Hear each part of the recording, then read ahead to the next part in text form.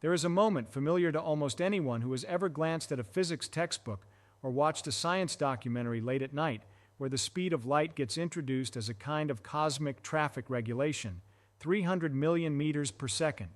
The universal speed limit, do not exceed it, as though the universe posted a sign at the edge of every solar system warning ambitious rocket engineers that they are simply going too fast. That framing, while convenient for a casual afternoon explanation, is one of the most beautifully misleading simplifications in all of popular science. It quietly trains the mind to picture light as merely the fastest moving thing in an otherwise ordinary race, a photon, blazing ahead of everything else, holding the trophy. The implication being that if we could somehow build a sufficiently powerful engine, sufficiently clever engineering, we would be pressing against some frustrating mechanical ceiling imposed on us by the universe out of what feels like arbitrary restriction. The truth is staggeringly more profound than that, and once you genuinely absorb what the speed of light actually is at the deepest structural level, the universe does not start to feel more limited. It starts to feel almost miraculously organized. It starts to feel like the precise cosmic architecture that makes thinking matter possible at all. Begin by setting aside everything you believe you know about light itself. Photons are real, electromagnetic radiation is real, and yes, all of it propagates through a vacuum at approximately 299,792,258 meters per second. But here is the pivot that changes everything. That number does not belong to light. Light merely happens to travel at that speed because light is massless. The number itself belongs to something far more foundational. It belongs to spacetime. Consider the following. Every equation that governs how the physical universe behaves, from the classical equations of electromagnetism written by James Clerk Maxwell in the 19th century, to the curved geometry of spacetime formalized by Albert Einstein in the 20th, contains this constant embedded at the structural level. The letter c appears not as the speed of a particular particle, but as the fundamental conversion factor between the dimension of space and the dimension of time. Space and time are not two separate containers sitting side by side. They are unified into a single four-dimensional fabric, and the rate at which that fabric converts one into the other is c. It is the exchange rate between meters and seconds at the level of physical geometry itself. This is why nothing with mass can reach c. It is not because the universe runs out of fuel at that boundary.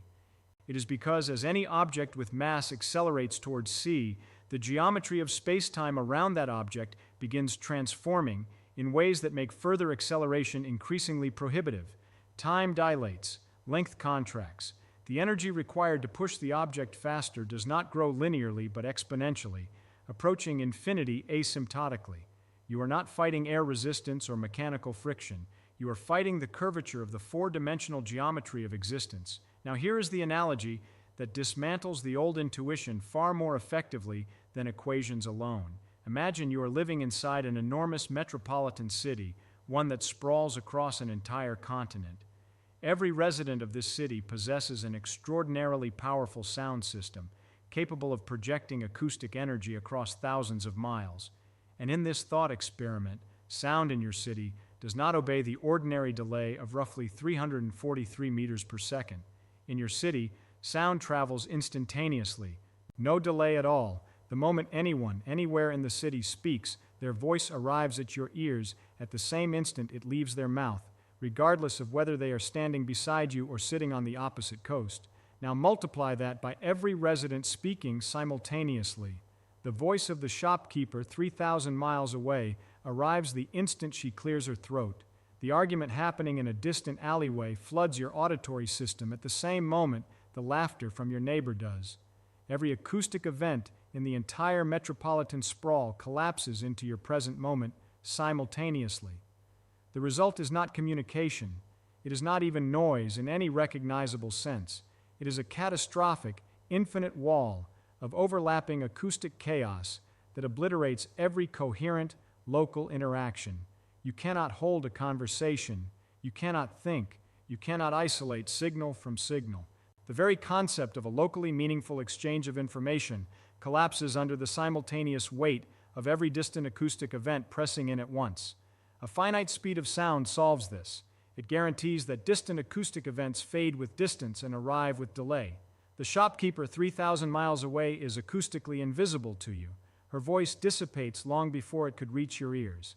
You exist inside a naturally protected acoustic bubble where local conversation is coherent, localized meaning is possible, and the distant cacophony of the broader world is acoustically quarantined away from your immediate experience. That is what C does for physical reality, not for light specifically, for causality itself, for the propagation of every physical influence in existence, whether gravitational, electromagnetic, or otherwise. Return to the geometry. When physicists describe spacetime, they use a mathematical object called the metric tensor, a structure that encodes how distances are measured in four-dimensional space. Einstein showed that this metric is not flat. It is dynamically curved by the presence of mass and energy, and embedded in that metric, as a foundational constant, is c. The metric tensor literally cannot be written down without it. Every causal relationship in the universe, every instance of one event influencing another, is constrained by the geometry encoded in that tensor. This has a consequence that most people find genuinely shocking when they first encounter it. Gravity is not an instantaneous force transmitted across space. Gravity is a geometric distortion of spacetime that propagates outward from a mass at precisely c. If the sun were to vanish from existence right now, at this very moment, Earth would not immediately fly out of its orbit. The geometric curvature of spacetime that keeps Earth in its elliptical path would persist for approximately 8 minutes.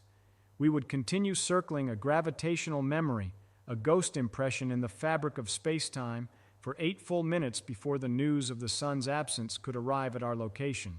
This is not a quirk. This is the causal structure of spacetime operating perfectly. The information that the sun is gone cannot travel faster than c. The geometric alteration of the local gravitational field must physically propagate outward like a ripple. In fact, the detection of gravitational waves, those extraordinary ripples in spacetime geometry, first confirmed in 2015 by the LIGO collaboration, proved this with stunning precision. When two massive black holes merge billions of light years away, the resulting geometric disturbance travels outward through the universe at c, not faster, not instantaneously. At c, now deepen this into something even more extraordinary. Because c is finite, the universe naturally generates what physicists call lightcones.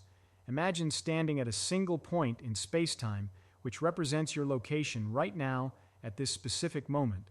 Draw a cone expanding forward through time and outward through space, with the edges of that cone representing signals traveling at c. Everything inside that forward cone can be influenced by what you do right now. Everything outside it is causally disconnected from your present actions. No signal you send, no influence you generate, can reach the outside of that cone before the cone itself does. The same logic applies in reverse. Draw a cone extending backward in time. Only events inside that backward cone can possibly have caused your current state. Everything outside is causally irrelevant to your present moment. These structures, these light cones, are not mathematical abstractions designed for textbooks. They are the actual geometry of causal influence in the physical universe. They are the structures that make local existence coherent. Consider what this means on a genuinely cosmic scale. Right now, as you process these words, there exists a sphere of space-time centered on Earth with a radius of approximately 2.5 million light-years. That is roughly the distance to the Andromeda galaxy. When you look at Andromeda through a telescope, you are not seeing Andromeda as it exists right now. You are seeing Andromeda as it was 2.5 million years ago. You are looking at a temporal fossil, a preserved image of a galaxy in a state it left behind long before our species had developed language. What is happening in Andromeda right now, in the genuine physical present, is causally inaccessible to us. We are quarantined from it, not by physical walls or technological limitations, but by the geometry of spacetime itself. Our light cones simply do not intersect. And here is where the profundity transforms into something that borders on the astonishing. This quarantine is not a limitation to mourn. It is a protective mechanism of extraordinary sophistication. Because causal influences are confined within light cones, distant catastrophes cannot instantaneously propagate across the cosmos and obliterate local complexity. Suppose purely as a thought experiment that somewhere in a distant galactic cluster, a civilization with capabilities far beyond our own triggers an uncontrolled subatomic reaction, a genuine catastrophe at the level of fundamental physics, one that propagates outward as a lethal physical event, altering the structure of matter and energy in its path. Even in this extreme scenario, our solar system is safe. The causal wave from that distant catastrophe is mathematically imprisoned inside the expanding boundary of that region's light cone. It advances outward at sea and nothing faster. Depending on the distance involved, it might require tens or hundreds of millions of years to ever reach our coordinates. We are shielded by geometry. The finite propagation speed of causality creates naturally occurring pockets of protected spacetime, isolated regions where local physical and chemical processes can unfold over geological and biological timescales without being disrupted by distant events. Stars can sustain nuclear fusion for billions of years. Planets can cool. Complex chemistry can emerge. Eventually, biological structures can arise and sustain themselves long enough to develop nervous systems capable of modeling the universe itself. The organizational depth of this cannot be overstated. Without a finite sea, causal signals would propagate instantaneously. Every event everywhere in the universe would immediately influence every other event. The coherent separation of local processes from distant ones would be impossible. The universe would be, to borrow the acoustic city analogy extended to its physical limit, an infinite wall of simultaneous causal noise in which no local process could unfold without being perpetually overwritten by every other process happening anywhere else at the same moment. Complexity requires isolation. It requires the ability of local systems to evolve through their own internal causal dynamics without being constantly overwhelmed by the full weight of the cosmos pressing in simultaneously. The finite speed of causality is what delivers that isolation. It is what carves the universe into manageable causal neighborhoods where intricate physical processes can develop stability over time. There is something genuinely moving about recognizing that the same constant which governs the conversion between space and time in the metric tensor of four-dimensional spacetime is also the mechanism that permits biological complexity to exist.